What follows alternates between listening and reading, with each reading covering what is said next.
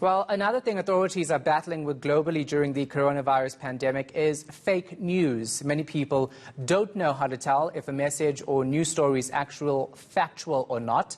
They then simply forward it to other people, and if it's fake news, that causes problems for government and health officials. To find out how and tell the difference, let's speak to social media law specialist Emma Sadler. Emma, thanks for your time. We appreciate it. We're seeing more and more contents of fake news online. How do people actually see what's real and what's not? Yeah, well, I think that it's such an important message for everyone out there to really take responsibility. You know, in the past, I've always said if you share fake news, you just look dumb. But actually, in the current crisis, you don't just look dumb, you can be causing real harm. I've seen all sorts of stories on social media in the last couple of days. I've seen stories about how only white people can get the illness. I've seen how testing kits aren't available or they're faulty. I've seen people identified as having the disease when they don't. So we really do just have to remind everyone that because there is so much noise out there, everybody has become a publisher. People really have to interrogate content before they share it. And I think the best advice probably is to get your news from news sites rather than your community WhatsApp groups where everybody is sharing just about every single thing they see. Maybe go to your news sites, go to your news channels on TV instead of just regurgitating what you see on social media. I think really now is the time to err on the side of caution. Don't spread hysteria, don't spread panic, and just be responsible. Yeah, you know, ENCA's Twitter account has been cloned, well, fake accounts, not cloned actually, and messages sent out, all fake news. So for people at home, how do they tell exactly? I mean, these stories are normally just simply outrageous, and that's how I generally identify it.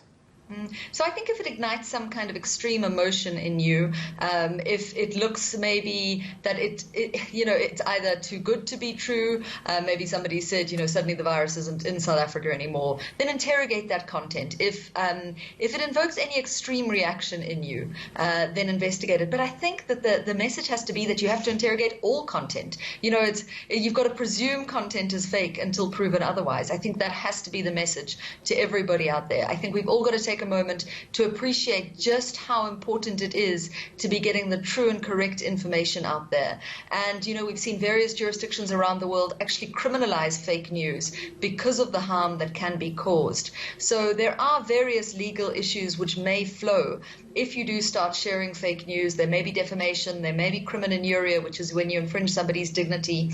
But it's really, I think now is about being a good, active citizen and caremongering rather than scaremongering. And I think that's one of the great things we've seen on social media. People offering to go grocery shopping for the elderly, drop groceries for people who may be in isolation.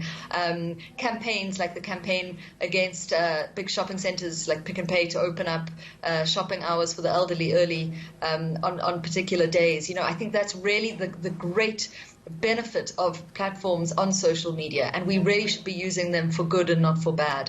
The panic buying that we've seen, people rushing to supermarkets because people are sharing pictures of empty shelves. Now that has been a problem, as we know, in some of the major centers, but a lot of the pictures that I've been seeing being circulated are actually regurgitated pictures from other countries. Yeah. So interrogate not just words but also pictures, and there's a great website called TinEye, Tin, new word EYE.